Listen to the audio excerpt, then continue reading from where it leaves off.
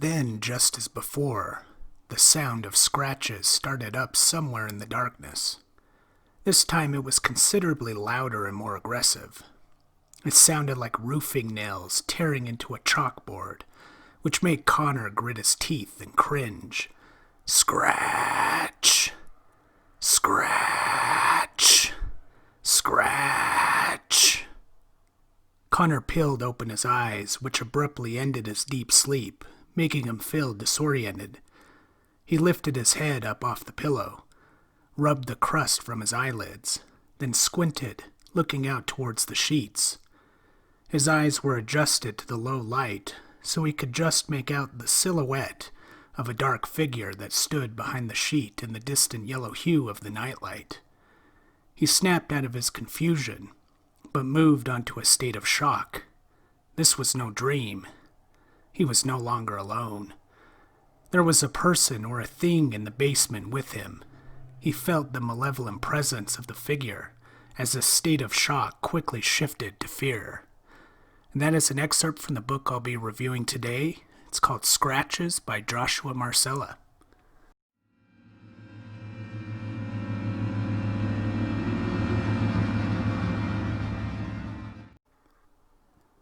A mother and son with a strained relationship inherit a house following the sudden death of a family member with a violent past.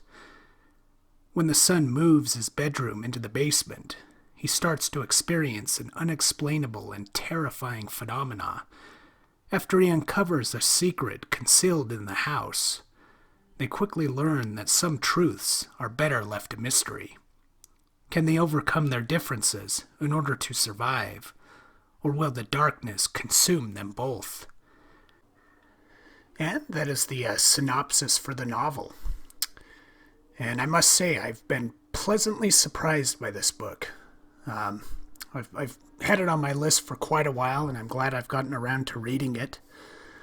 I will say it is a very dark, twisted story. It descends to a very dark place. The setting of a basement and the mystery surrounding a basement, all the shadowy corners and whatnot, is a very befitting setting for the story, I thought. Just a very dark story. Some of the subject matter ranges from alcoholism to rape to being betrayed by those you trust most, like your parents.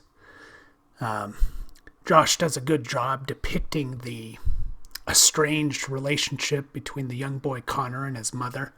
Thought he did a great job with that.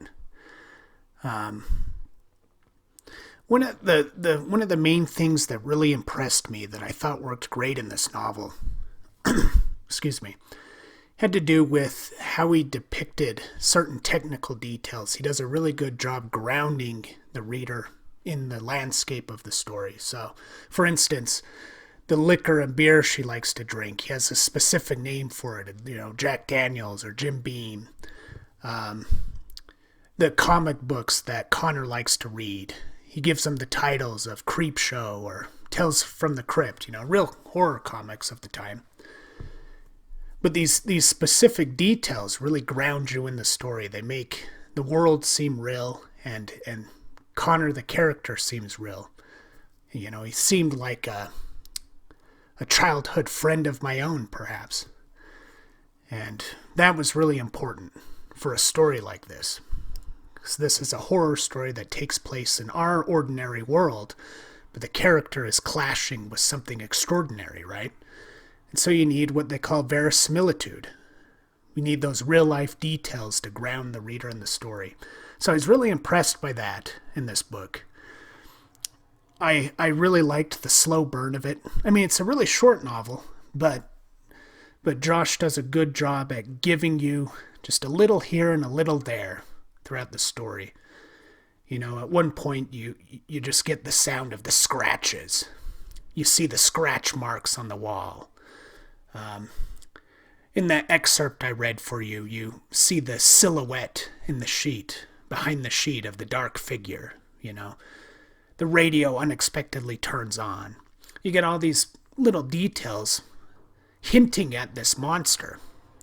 And then gradually you come to the unveiling of it.